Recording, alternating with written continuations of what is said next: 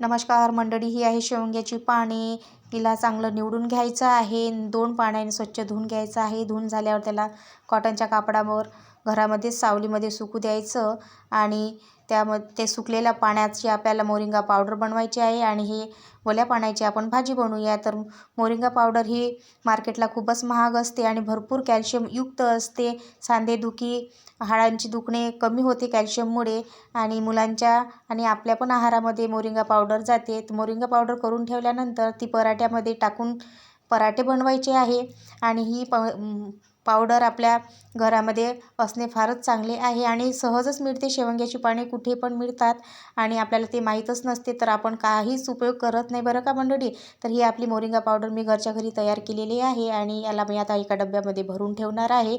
आणि पराठे वगैरे करते वेळेस मी त्यामध्ये ते टाकणार आहे. तर तुम्हाला माझा व्हिडिओ आवडत असल्यास लाईक करा, सबस्क्राईब करा, शेअर करा आणि कमेंट्स करा. धन्यवाद.